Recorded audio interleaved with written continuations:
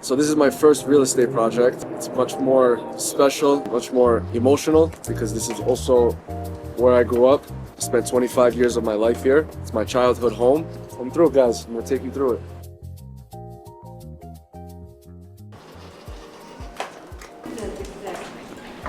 Здравствуйте. Good, how are you? Long time no see. We renovated it. Now you want to sell it? Someone new is going to be living there, yes. Somebody? Yes, I promise you they're going to be a good person. Oh, thank you. They're going to be very nice. Not two. Maybe, I don't know. Maybe. No, I'm kidding, I don't think so. One, yeah, maybe two. Small apartment. Good to see you. Nice to see you. Sit down and look at mine. Absolutely. So it's very, very funny. I've taken a lot of selfies in this mirror. I'm going to take one right now with you. Come through, Carlos. I can't tell you how many selfies I've taken in front of this mirror and posted on Instagram. Insane. I lived here for 25 years of my life. I moved here when my mom and we moved here when I was 3. We used to live in the Kennedy house in Forest Hills. My parents separated, unfortunately, and then my mom and we had to move here. Crazy. This elevator wasn't like this when I was growing up. So the building is actually, it's a co-op building, and they have a lot of different rules. They make it very hard for you to renovate your apartment, or it makes it hard to get things done. It's kind of like the US government right now.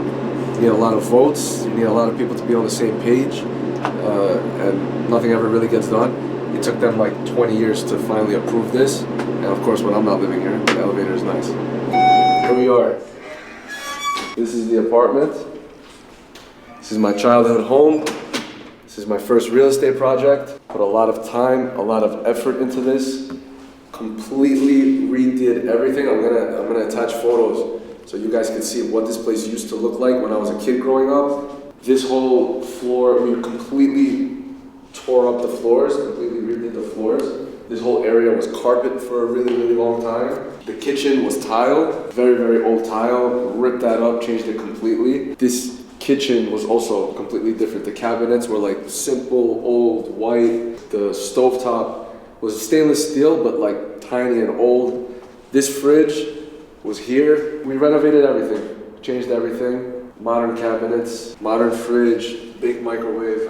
I ordered a really, really big microwave. This is one of the things that I've learned in doing construction is preparation is everything. You need to make sure that the measurements are on point. You need to make sure that everything is done correctly. I did not. I thought I was a genius. I thought I knew everything.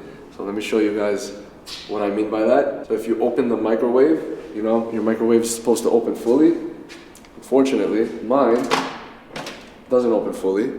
Not that big of a deal. You can still get the food in, but you want things to be perfect when you do construction, and this isn't so perfect. This was bothering me for so long, I got over it. My boy Tamir is a general contractor, and he helped me get over a lot of different, like this. So this wasn't here. This was like a whole different setup, and the cabinet wouldn't open correctly. And I was like, fuck, I just spent 3 G's on the cabinet. What do I do? He's like, bro, relax. Call your contractor, tell him what the problem is, and he's gonna find a solution, because that's what contractors do. They find solutions, and he was right. Another thing is the fridge is a little tight. It hits the microwave. It's okay. It's not a big deal. Not a big deal at all. This is going to be changed. We're putting a window in here. This used to be an old looking door. I thought I wanted to go full like glass, but unfortunately, once again, the co-op board, or as I like to call it, the US government, they have a lot of rules. They didn't want me to do it. So they allowed me to do like this like door half window thing. Anyways, my personal favorite part of the apartment and the construction that I did was the bathroom. My favorite part of it all. This bathroom did not look like this at all. When I lived here, it was disgusting. Honestly, it was disgusting. It is what it is. It was white tile on the floors, white tile on the walls. Completely changed everything. I wanted to make it look modern, sexy, horny, you know what I mean? New York City, developers, landlords are very, very cheap. It's not their fault, it's just the city is very expensive. Costs need to be low. So I spent a little bit more, not too much more, but I wanted everything to look nice. It was my first project. I wanted the person living here to have something cool. I grew up in this apartment, obviously, but I spent a lot of time at home during COVID. Before COVID, I was in the real estate industry. I was a broker. I was selling very high-end apartments in Manhattan. I still lived here, but obviously things changed with COVID. Right before COVID happened, I was working on these 2 deals, and I got the biggest commission check of my life at the time. It was like a 6-figure check, one shot. I think I was around 24, 25 years old. I got my check, and literally the week after, everything was shut down. We were sitting at home, and we weren't allowed to work. I was kind of, at the time, I made the most money I made in my life at that point in time. I was kind of battling with myself, trying to figure out if this career path was what I wanted to do long term for my future. I was already 5-6 years into the business, and around that 5-year mark is when you start understanding if like this is for you and if you do want to see yourself doing this long term. I had my doubts. I didn't like how volatile the industry was. You know, there could be a month where you do 3 deals and you made your money for the year, and then you could go dry 6 months without doing a deal. I didn't like that. I like the action. I like deal flow. I like doing deals every day, which is why I love jewelry so much. And there's a lot of money in Manhattan. There's a lot of successful people that live in Manhattan, and I always wanted that success. I always wanted to be successful. I always wanted to be wealthy. So I would sit here, I would stare at the buildings. I would just manifest. I didn't know how I was gonna do it. I didn't know what I was gonna do, but I knew that I wanted to get out of this apartment. I wanted to move. I wanted to create a new life for myself. It's a little surreal now that I'm looking at this apartment, and it's no longer where I live. It's now an investment property. It's a little surreal because now I live in Manhattan. I live in one of the coolest areas in all of Manhattan. Jeff Bezos literally lives down the block from me. So going from Regal Park, Queens, coming from a house where I grew up with a single mom, not really having a crazy amount of support, it's surreal. It's crazy. Bro, this balcony was everything as a kid. I got a lot of photos. I got a lot of memories as a kid here. I had like a toy car. I'm gonna ask my mom to give us the photo of it, and my mom was like scared to take me out in the street with it, so I would literally drive it here. So having this balcony was everything growing up. It hasn't even been that long, and I'm starting to forget the setup. But I'll obviously never forget the setup, but I'm starting to forget where certain things were, because at certain points we moved them around. But in this small space, for 25 years of my life, I lived with my mother.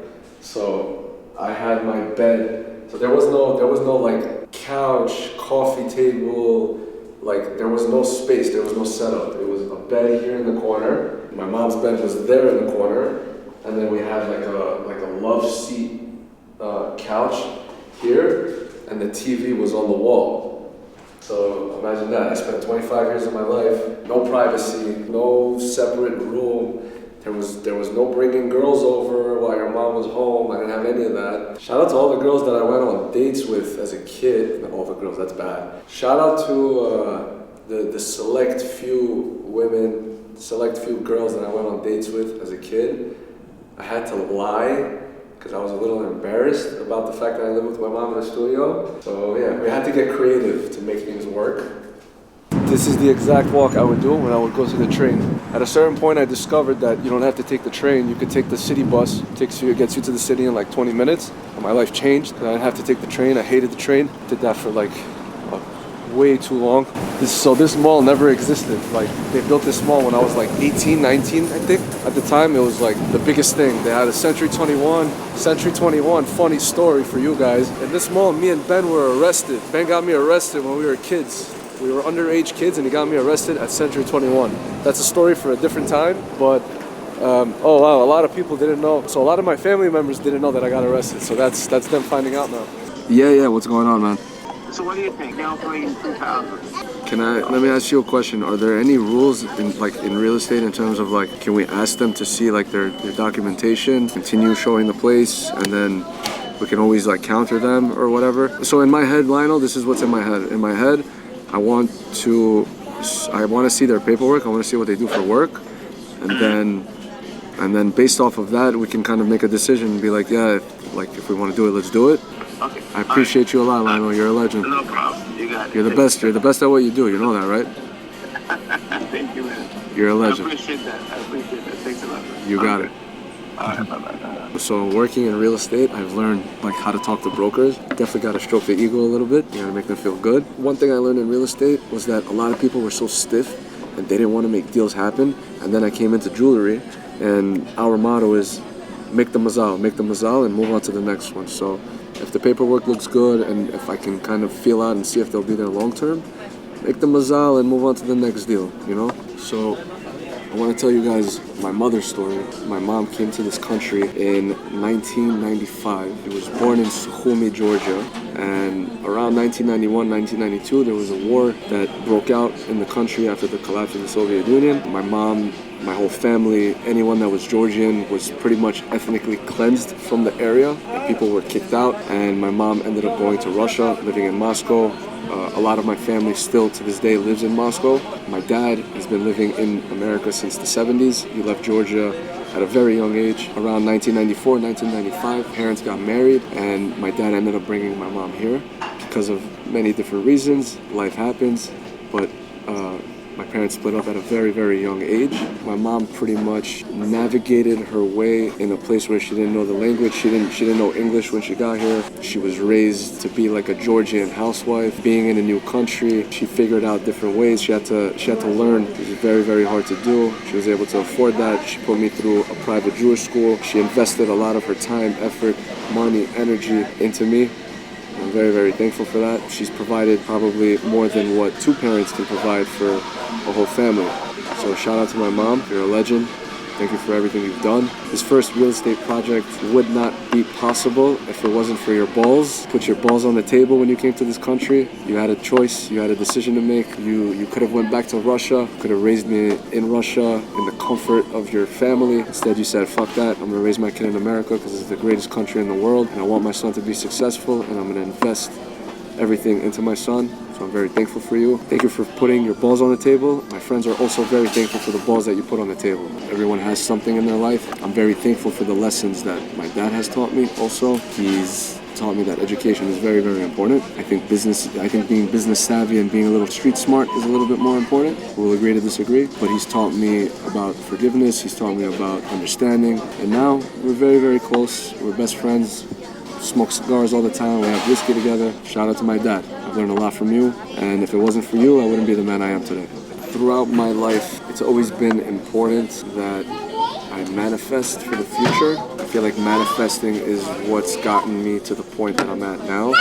Real estate for me was kind of in my head always the gateway to wealth for me. So I really want to manifest what my future plans are with real estate. The apartment that I just renovated, my first real estate project, probably worth somewhere between $200,000 to $250,000. Probably gonna end up getting like $2,000 for rent. My goal with real estate is to get to $1 billion portfolio eventually. I know I'm gonna get there. It's what I've always wanted in my life. And with this first project, this is the first step. I'm gonna take you guys along with me for that ride.